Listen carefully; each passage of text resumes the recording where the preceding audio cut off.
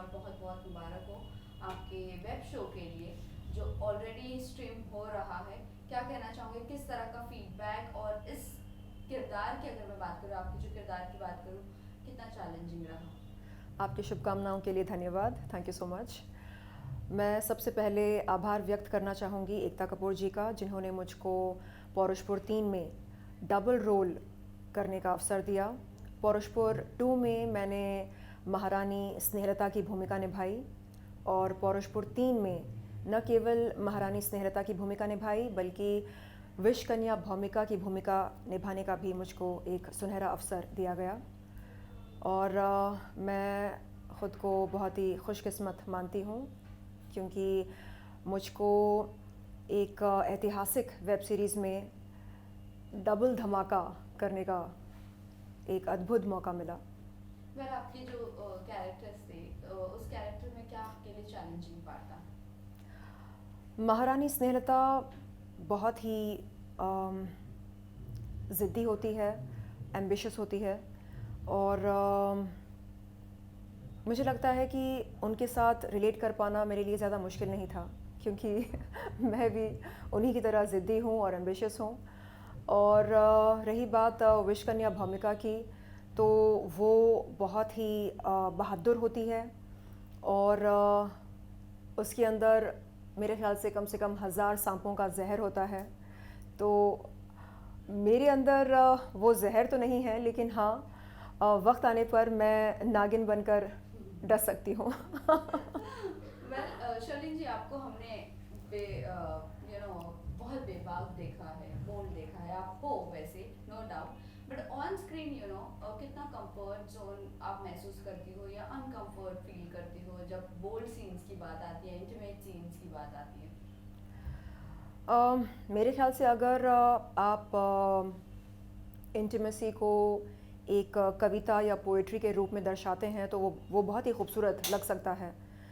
और मैंने देखा कि पौरुषपुर 3 के सेट्स पर जब बोल्ड सीन्स या इंटीमेट सीन्स की शूटिंग करी जाती थी तो वहाँ पर महिला असिस्टेंट डायरेक्टर्स और महिला स्टाइलिस्ट्स को मौजूद रखा जाता था ताकि एक्टर्स बहुत ही कंफर्टेबल महसूस करें। और इस बात के लिए मैं पूरी टीम को धन्यवाद देना चाहूँगी जो उन्होंने हमें कंफर्टेबल फील करवाया। और हम बहुत ही प्यार से और बहुत ही सरलता से बोल्ड सीन्स को अंजाम दे सके, क्योंकि जब माहौल बहुत ही कंफर्टेबल होता है, जब ऐसा लगता है कि हम कुछ अच्छा करने जा रहे हैं, तो ख़ुद ब खुद अंदर से हमारी सबसे बेहतरीन फीलिंग्स बाहर निकल कर आती हैं। And I think that is one of the secrets to executing bold scenes, to make the actors feel very comfortable. Well, इसी के साथ साथ आपका एक सीन प्रेगनेंसी वाला भी है, उसमें आप कितनी कंफर्टेबल थी? और हमने देखा भी था वो आपका एक फोटो आउट हुआ था और वीडियो था समथिंग। जी। सो क्या कहना चाहूँगी, आप उसमें कितनी कंफर्टेबल थी? मैंने अपने लेट मैनेजर से एक बात सीखी। वो हमेशा कहते थे, ज़िंदगी ऐसे जियो जैसे कि एक्टिंग कर रही हो और एक्टिंग ऐसे करो जैसे कि ज़िंदगी जी रही हो। तो जब एक गर्भवती महिला का मैं किरदार निभा रही थी तो मैंने ये सोचा कि असल ज़िंदगी में अगर मैं गर्भवती होती और अगर मैं उस समय बच्चा पैदा कर रही होती तो मैं कैसा फ़ील कर रही होती, और अगर उस बच्चे को मुझसे कोई दूर कर रहा होता तो मैं कैसा फ़ील कर रही होती। तो ख़ुद को उस हालात में रख कर जो कुछ मैंने महसूस किया वो मैंने दर्शाया। और मेरे ख़्याल से हम जब बग़ैर ग्लिसरीन के बतौर एक्टर्स रोते हैं तो इससे ये समझ में आता है कि कहीं ना कहीं हमने अपने इमोशनल बैंक से उन जज्बातों को खोजा, ढूंढ निकाला, जिनके चलते हम रोने पर मजबूर हुए। और आप मेरे डायरेक्टर से पूछ सकते हैं कि मैंने किसी भी सीन के लिए ग्लिसरीन का इस्तेमाल नहीं किया, यानी बस दुख भरे लम्हों को याद करके मैंने अपने आंखों में आंसू लेकर आए। यानी बहुत मुश्किल होता है ये करना, मेरे ख्याल से ऐसे कई कलाकार होते हैं जो ज़्यादा टाइम वेस्ट नहीं करना चाहते हैं, यू नो, दुख भरे लम्हों को याद करना, बीते हुए कष्ट को, दुख को दोबारा महसूस करना, उसमें थोड़ा वक्त लगता है।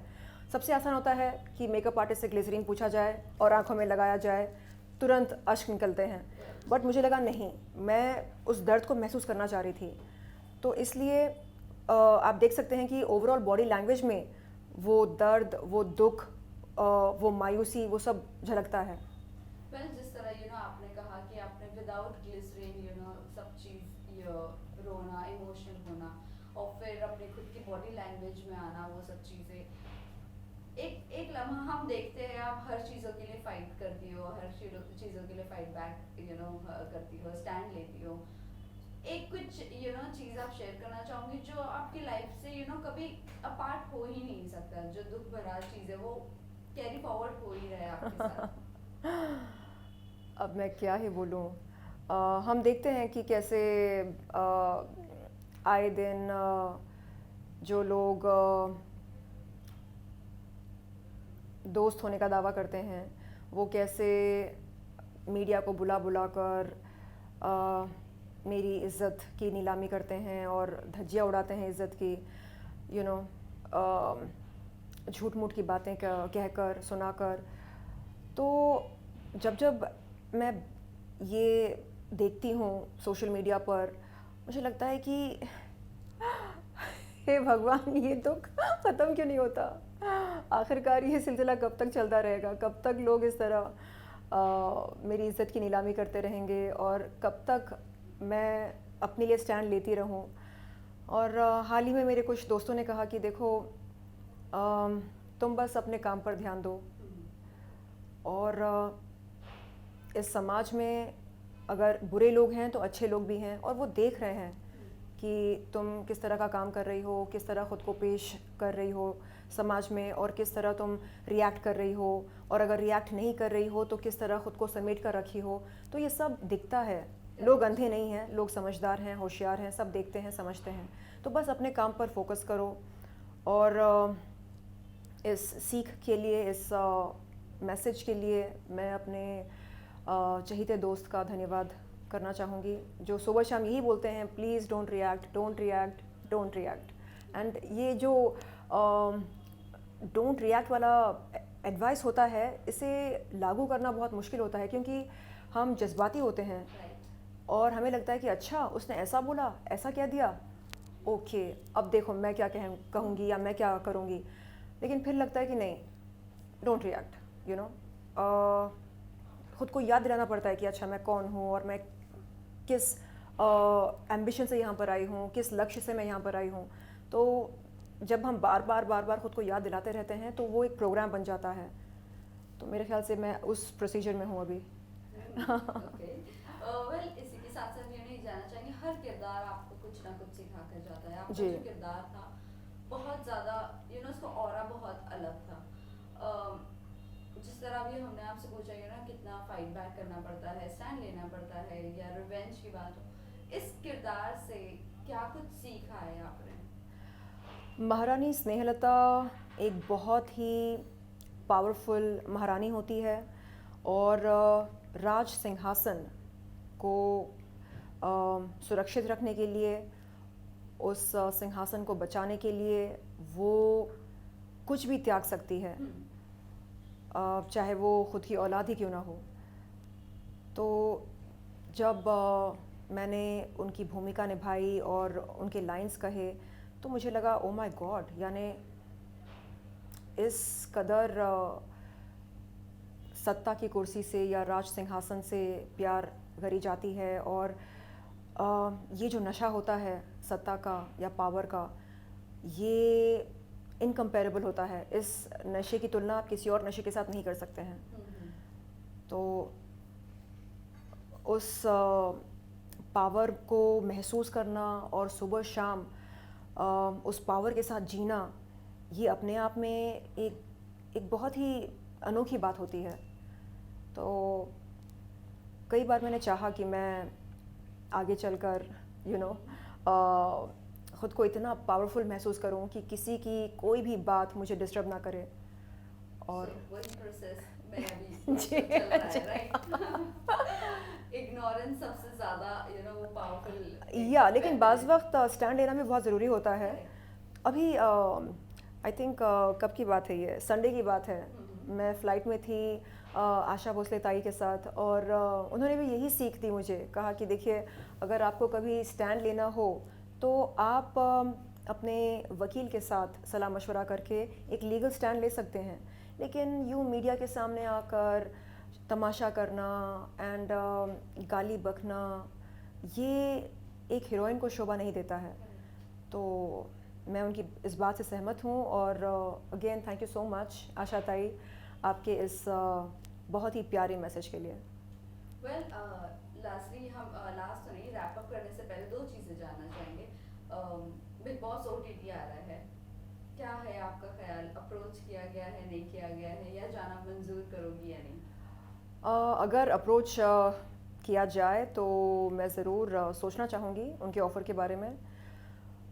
और मुझे लगता है कि चाहे रियलिटी शो जो भी हो, जीतता वही है जो एकदम असली होता है, क्योंकि नकलीपन के सहारे आप मेरे ख्याल से कुछ दिन बिता पाएंगे, लेकिन अंत में सबके नकाब उतरते ही हैं और समझ में आता है कि कौन कैसा है वास्तव में।